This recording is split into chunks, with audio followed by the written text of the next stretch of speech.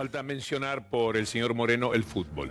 El fútbol es el que le permitió la compra de cientos de canales. Fue a través del fútbol y con papel prensa, efectivamente, que construyeron este inmenso imperio que es la peor amenaza que puede tener cualquier intento democratizador, ya no solamente en el periodismo, sino en la vida nacional. Vamos a ver el Twitter, que parece que está que arde, Julieta. La verdad que sí, están tuiteando y mucho, así que muchísimas gracias a nuestros invitados a @BDL Víctor Hugo. Tengo 4 para este momento, Víctor Hugo. Milman dice, en cualquier empresa sobre la que se dude la legalidad del origen deben actuar los jueces sin temor ni a Dios ni a Cristina Fernández de Kirchner. Leonardo Grosso tuitea, la idea del abandono del papel es funcional al monopolio Clarín. ¿O creemos en que el mercado se autorregula? Se pregunta. Milman tuiteó, yo no creo que Moreno sea el ejemplo de buen funcionario. Cintia Ottaviano, ni a Dios ni a Cristina. En esta causa parece que la justicia le tiene miedo a Mitre y a Mañeto. Todo esto en @BDL Víctor Hugo. Cintia Ottaviano perfectamente podría estar haciendo el programa aquí con nosotros. Es la periodista que quizás más conozca de toda esta historia. La cantidad de materiales que tenemos determina que hagamos el programa sin invitados en el piso, porque prácticamente no podríamos charlar con ellos. Vamos a hacer un poco de historia, que les va a gustar de alguna manera también recorrer a ustedes, porque son episodios que no están tan lejos y sin embargo pueden estar un poco olvidados. Años 70 en la Argentina.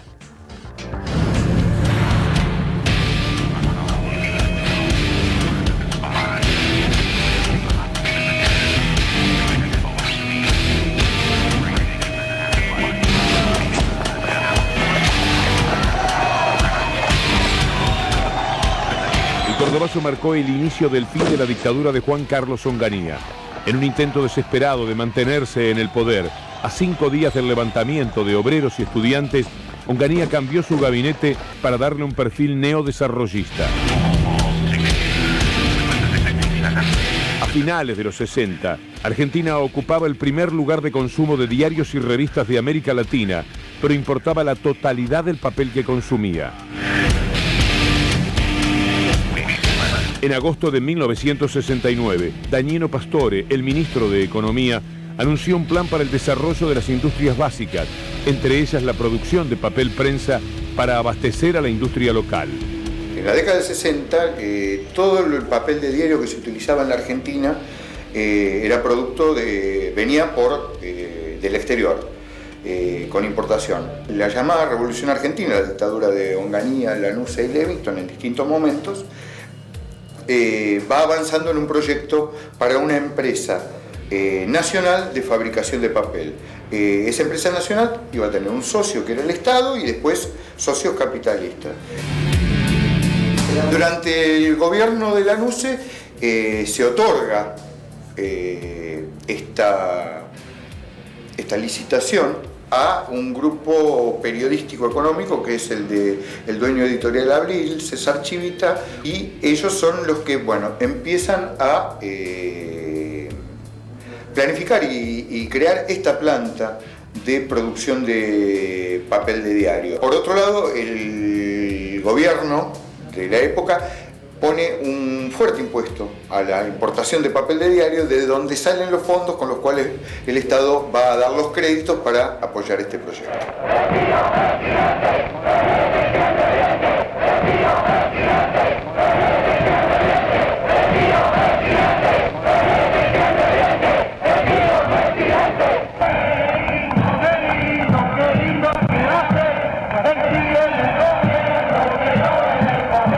La democracia después de la Revolución Argentina. El contacto evidente de Greiber con Helbar facilita este traspaso de Chivita, Doretti y Rey, que no eran afines y no eran bien vistos desde el gobierno peronista, a un empresario amigo como era David Greiber, a través del grupo Da Vinci, que compra las acciones clase A. Chivita se desprende porque de pronto entiende que va a dejar de contar con los créditos del Estado con los cuales podría construir la planta. En cambio, Greiber sí lo puede hacer. A los 30 años, David Greiber era un poderoso banquero con bancos y financieras en Argentina, Israel, Estados Unidos y Bélgica. Sus contactos con el ministro de Economía de Perón, José Bergelbar, fueron claves para que Greiber se decidiera a comprar acciones clase A de papel prensa. David Greiber era un banquero brillante, de una enorme capacidad para construir y generar negocios.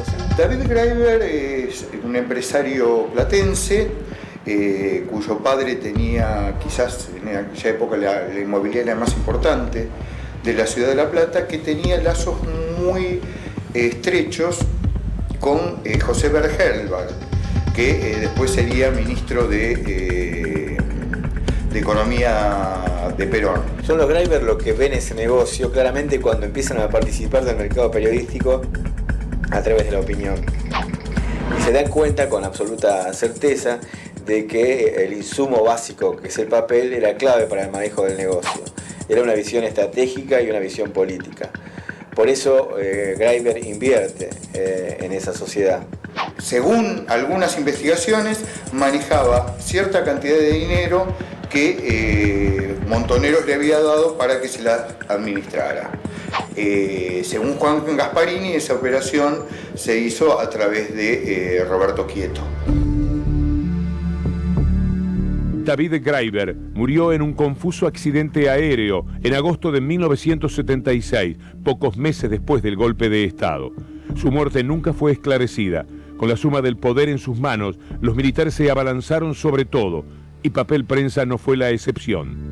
La dictadura necesitaba socios confiables para instalar su relato. Los que construyeron el relato de la dictadura fueron Clarín y La Nación.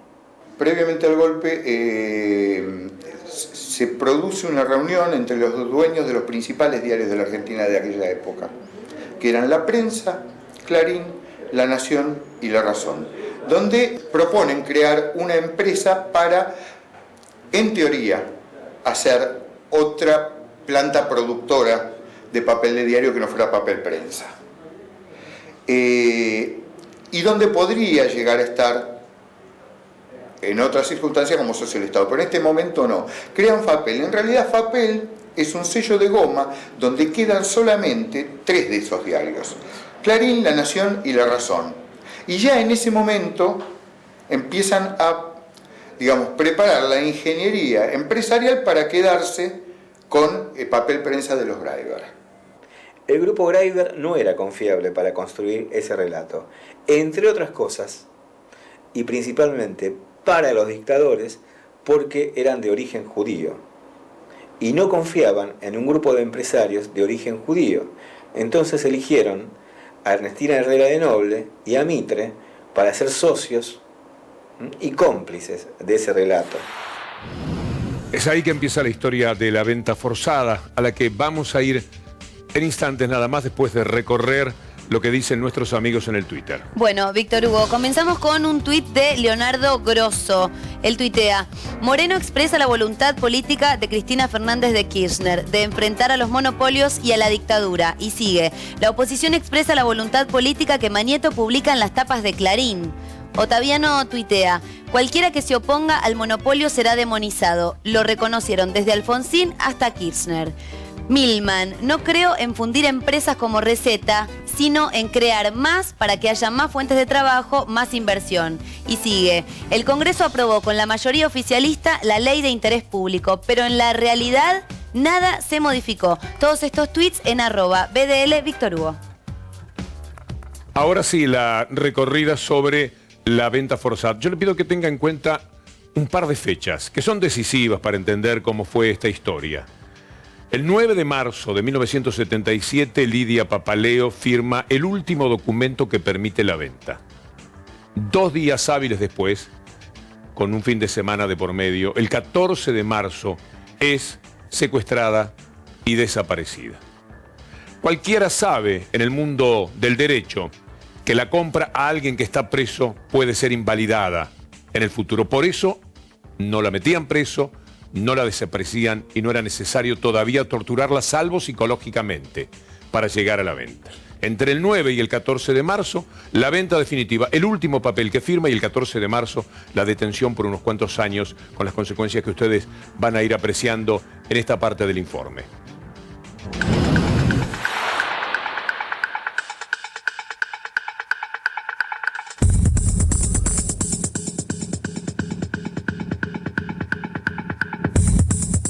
Cuando llegué a mi país, el 16 de septiembre de 1976, me encontré con diarias visitas de personas sumamente importantes que nos decían que debíamos vender todos nuestros bienes porque estábamos mal vistos para el Estado, por la Junta Militar, y además que no teníamos ninguna posibilidad de elección.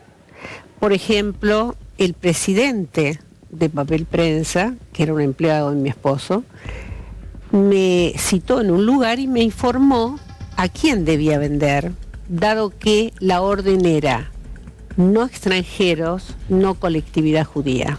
Hubo mucha gente. Manrique le dijo lo mismo a mi cuñado. Posteriormente yo fui al velatorio de su esposa, donde me repitió exactamente lo mismo. Mirá, deben vender todo ya, porque ustedes no tienen ninguna posibilidad. Esto acompañado de todos los días, sobre todo, por ejemplo, la revista Somos y otros medios como Gente y otros también, que nos hostigaban tratándonos obviamente de ladrones, estafadores, etcétera.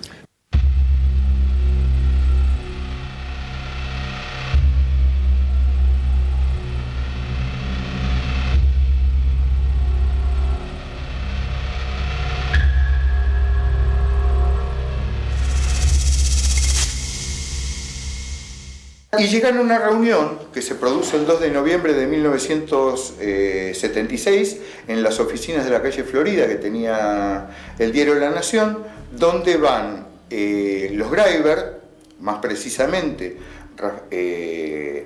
Lidia Papaleo Greiber, Isidoro Greiber, padre, Isidoro Greiber, hijo, y Rafael Janover, los separan en diferentes oficinas y les hacen firmar los papeles. El lugar era muy amplio, así que por un lado estaban mis suegros, mi cuñado, y yo estaba en otro lugar cerca de una mesa donde se me acercó un señor que se presentó, que era el señor Mañeto, y me dijo que tenía que firmar o íbamos a perder la vida mi hija y yo, que no me quedaba otra alternativa. Y yo no dudé que era cierto en ningún momento, porque ese hombre tuvo la mirada que marcó definitivamente el dolor en mi vida y la pérdida y la amputación de 6 años de mi vida. Ese hombre tenía toda la violencia del poder, toda la violencia de decirme, usted es nadie para nosotros. Y Héctor Mañeto es, desde el lado de Clarín, sin duda el ideólogo de la maniobra, e incluso en el libro que es su biografía oficial, El hombre de Clarín, que escribió José Ignacio López, por alguna razón se desliza, no se desliza, Mañeto reconoce que se reúne en el comando en jefe del ejército y él dice que para convencer a los militares que Clarín era el mejor socio que podían tener para Papel Prensa. La compra de Papel Prensa les permitió a Clarín y La Nación hacerse de lo que se conoce como abuso de posición dominante durante 35 años. No solo esta venta está siendo investigada por la justicia, también están en los tribunales los papeles secretos que involucran a Héctor Mañeto con el represor general Oscar Gallino. Poco después, en el año 77, cuando los papeles todavía estaban siendo analizados y ya se había firmado el traspaso, todo el grupo Greiber empieza a ser secuestrado.